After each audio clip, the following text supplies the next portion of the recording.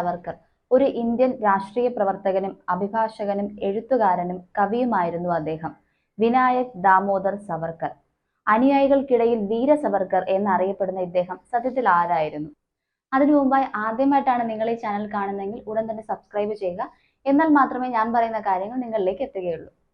1883 May 28-ന് Maharashtra സംസ്ഥാനത്തെ നാസിക് എന്ന ജില്ലയിൽ ഭാഗൂരിലാണ് സവർക്കർ ജനിച്ചത്. രാധാബായിക്കും ദാമോദർ പാന്തനും ജനിച്ച 4 മക്കളിൽ ഒരാളായിരുന്നു സവർക്കർ. സവർക്കറിനെ കൂടാതെ ഗണേശ്, നാരായണൻ എന്നിങ്ങനെ 2 ആൺകുട്ടികളും മൈനാബായി എന്നൊരു പെൺകുട്ടിയും അവർക്കുണ്ടായിരുന്നു.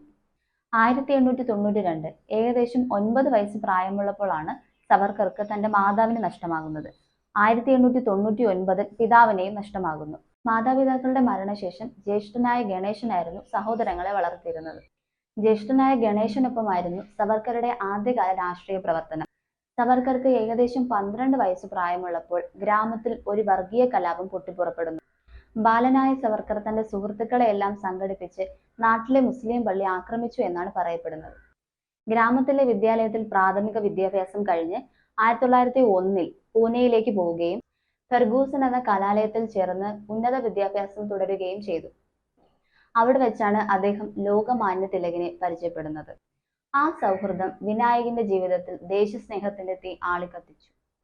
1905 ബംഗാൾ വിഭജനത്തിനെതിരെ നടന്ന പ്രക്ഷോഭത്തിൽ പ്രതികരിക്കുകയും വിദേശ സാധനങ്ങൾ ബഹിഷ്കരിക്കുന്നതിൽ ഭാഗമാവുകയും ചെയ്തു. പിന്നീട് നിയമപഠനത്തിനായി ലണ്ടനിലേക്ക് പോവുകയും അവിടെ വെച്ച് ദേശസ്നേഹികളായ ചെറുപ്പക്കാരുമായി സംഘടിച്ച് അഭിനവ് ഭാരത് സൊസൈറ്റി എന്നും ഫ്രീ ഇന്ത്യ സൊസൈറ്റി എന്നും 2 സംഘടനകൾ രൂപീകരിച്ചു. ഇന്ത്യയിലും ഇംഗ്ലണ്ടിലുമായി വിദ്യാഭ്യാസത്തെ പൂർത്തീകരിക്കുന്ന കാലത്ത് തന്നെ അദ്ദേഹം ഹിന്ദു വിപ്ലവത്തിന്റെ പാത സ്വീകരിച്ചിരുന്നു. 1907 ജർമ്മനിയിൽ വെച്ച് നടന്ന ഇന്റർനാഷണൽ സോഷ്യലിസ്റ്റ് കോൺഗ്രസിൽ പങ്കെടുക്കുന്നതിന് ഭിക്കാജി ഗാമയെ നിയോഗിച്ചതും സവർക്കറാണ്. 1857 ഇന്ത്യൻ സ്വാതന്ത്ര്യ സമരം എന്ന പുസ്തകത്തെ രചിക്കുന്നത് അദ്ദേഹം ഇവിടെ വെച്ചാണ്. ബ്രിട്ടീഷുകാരുടെ താക്കീതിനെ മറികടന്നുകൊണ്ട് അദ്ദേഹം ഈ പുസ്തകത്തെ പ്രസിദ്ധീകരിക്കുകയും ചെയ്യുന്നു. അന്നു മുതലാണ് വിപ്ലവകാരുടെ ആയുധം എഴുത്തായി മാറിയത്. സവർക്കർ ഒരു നിരീശ്വരവാദിയായിരുന്നു. എങ്കിലും ഹിന്ദു തത്വചിന്തയുടെ പ്രായോഗിക പരിശീലകനായിരുന്നു അദ്ദേഹം. സവർക്കർ ഹിന്ദു മഹാസഭയിൽ ചേരുകയും ചന്ദ്രനാഥ് ബസു മുമ്പ് സൃഷ്ടിച്ച ഹിന്ദുത്വം എന്ന പദം ജനകീയമാക്കുകയും ചെയ്തു. കടുത്ത വർഗീയവാദി എന്ന നിലയിലും സവർക്കർ അറിയപ്പെട്ടിരുന്നു. 1911 നാസിക് ജില്ലയിലെ കളക്ടറെ വധിക്കുന്നതിനും ബ്രിട്ടീഷ് രാജകുടുംബത്തിനെതിരെ ഗൂഢാലോചന ചെയ്തതിനും 50 വർഷത്തെ കഠിന തടവിന് വിധിക്കുകയും ആൻഡമാൻ നിക്കോബാർ ദ്വീപിലെ ജയിലിൽ അടയ്ക്കുകയും ചെയ്തു. ജയിലിൽ കഴിഞ്ഞ നാളുകളിൽ അദ്ദേഹം നിരവധി ലേഖനങ്ങൾ രചിച്ചു. സവർക്കർ തുടർച്ചയായി 4 ഹർജികൾ സമർപ്പിച്ചിട്ടും ബ്രിട്ടീഷ് ഗവൺമെന്റ് അത് തള്ളി. 13 വർഷത്തോളം അദ്ദേഹം തടവറയിൽ കഴിഞ്ഞു.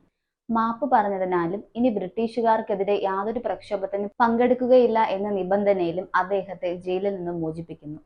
എന്നാൽ അതിന്റെ പിന്നിലും ചില നിബന്ധനകൾ ഉണ്ടായിരുന്നു. മഹാരാഷ്ട്രയിലെ രത്നഗിരി വിട്ട് പുറത്തു പോകാൻ പാടില്ല എന്നതായിരുന്നു അത്. അതിനുശേഷം 1937 5 വർഷം അഖില ഭാരത ഹിന്ദു മഹാസഭ എന്ന പ്രസ്ഥാനത്തിന്റെ അധ്യക്ഷനായി പ്രവർത്തിക്കുകയും ചെയ്തു. ഇതുകൂടാതെ ക്വിറ്റ് ഇന്ത്യ സമരത്തിനെതിരെയും പ്രവർത്തിച്ചു. 1948 ഗാന്ധിജിയെ വധിച്ച കേസിൽ പ്രതിയായിരുന്നുവെങ്കിലും മതിയായ തെളിവുകളുടെ അഭാവത്തിൽ അദ്ദേഹത്തെ വിട്ടയക്കുകയും ചെയ്തു.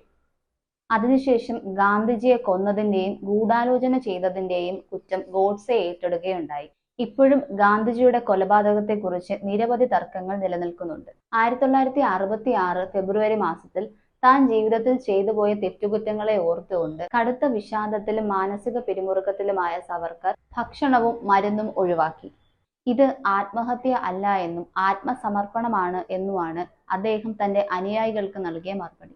ഒടുവിൽ 1966 ഫെബ്രുവരി 26-ാം തീയതി 83-ാം വയസ്സിൽ അദ്ദേഹം ആത്മഹത്യ ചെയ്തു.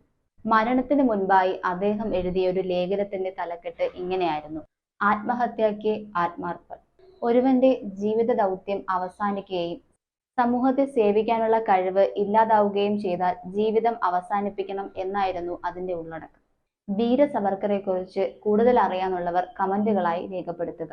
പുതിയൊരു ടോപ്പിക്കുമായി അടുത്ത വീഡിയോയിൽ കാണാം. നന്ദി, നമസ്കാരം.